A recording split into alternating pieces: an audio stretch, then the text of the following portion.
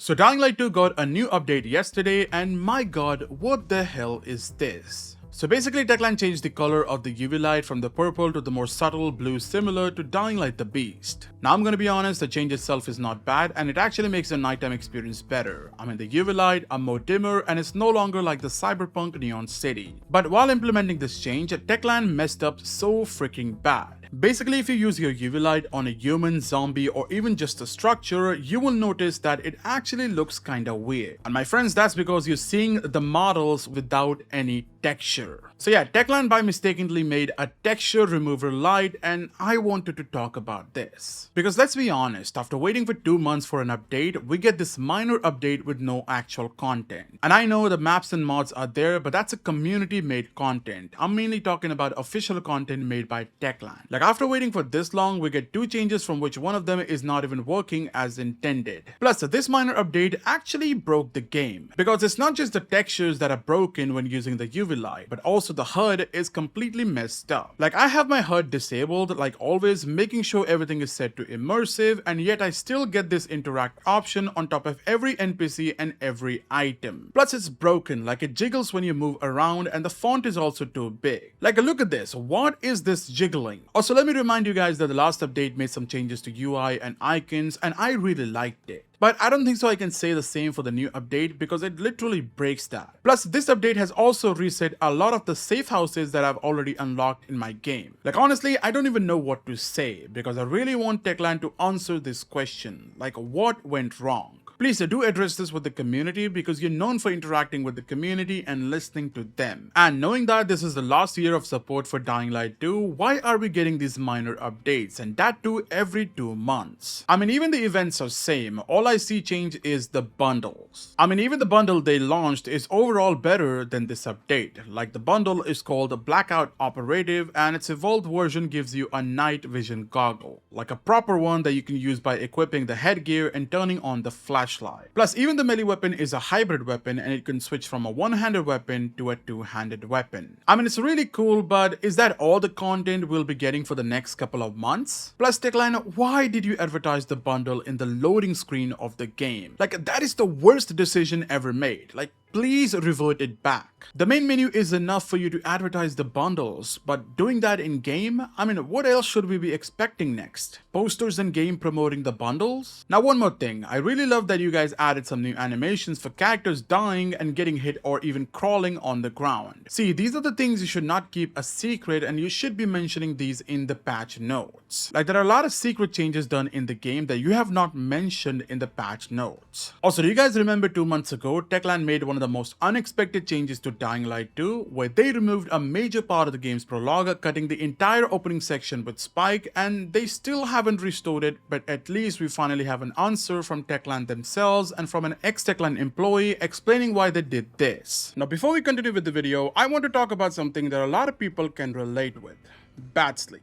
Like for the past 11 years, I've been making gaming content on this channel, working late at night and staring at the screen for hours, and because of that, my sleep schedule got completely messed up. So now even when I'm tired, it's hard to fully relax and actually fall asleep properly. So I was genuinely interested when Manta Sleep sponsored this video and sent me their Sound Plus Deep Sleep bundle, and after using it for a while, I'm now wondering where has this been all my life. Like the mask I got feels very premium, the material is soft and everything is adjustable, especially the eye cups and the straps, so you can actually fit it properly to your face. And the blackout effect, it's honestly impressive. Once it's on, it completely blocks out light, which really helps when you're trying to relax or sleep during the day. Then it also got a feature that I really like, and that's the built-in Bluetooth audio. And honestly, this was a complete game changer for me. Like almost every night I played rain sounds, relaxing music or podcast before sleeping, and having the audio built directly into the mask makes everything feel much more relaxing without needing separate headphones.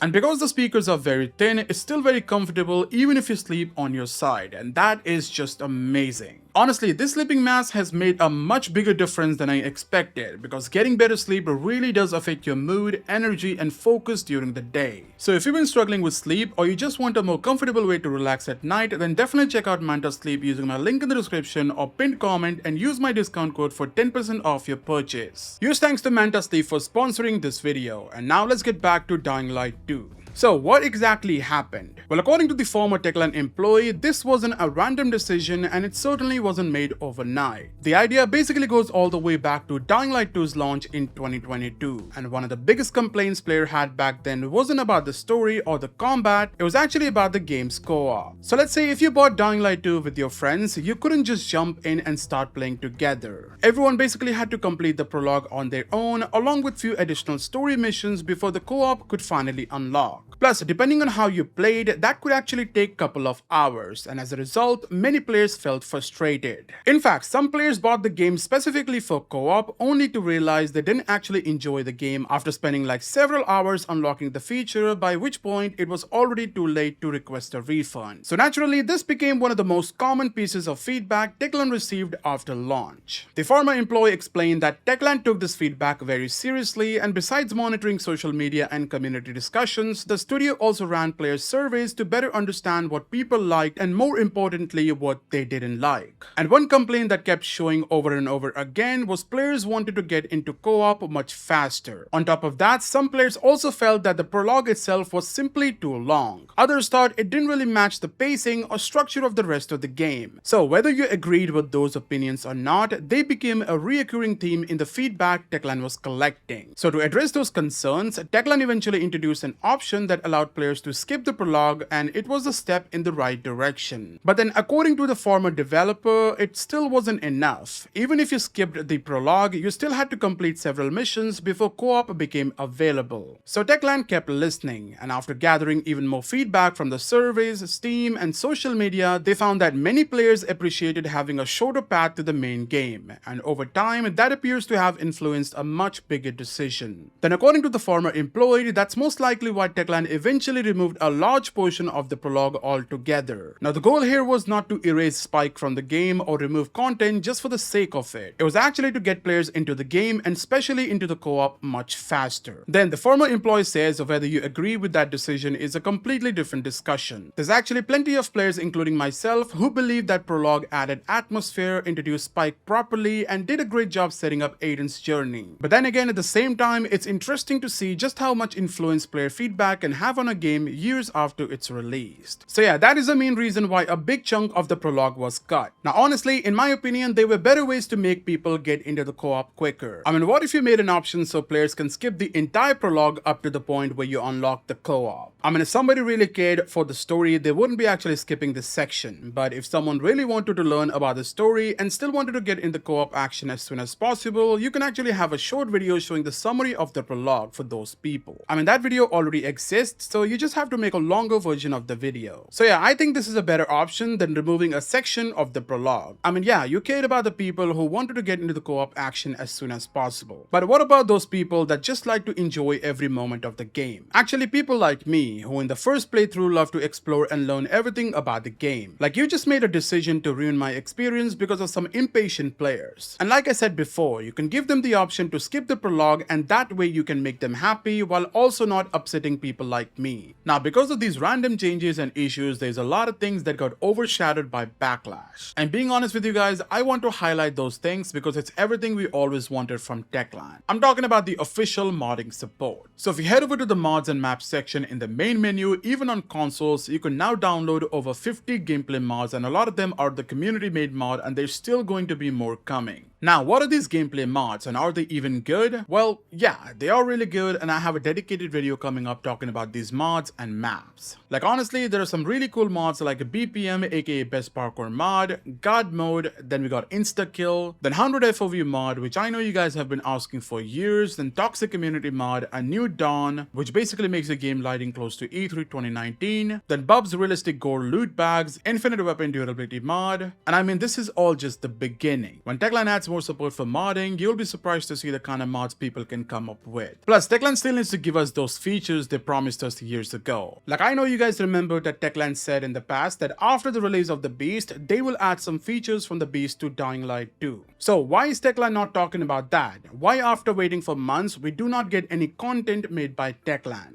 Plus, the hell is happening with Dying Light the Beast? Like, the last update was 3 months ago, which added restored land mode. I mean, I don't know, but I really hope that Techland did not forget about Dying Light the Beast, because there is a big number of players waiting for Techland to update that game. Anyways, let me know in the comments what you guys think about all of this, and I'll catch you guys in my next video. Till then, stay safe and watch out for Renaissance.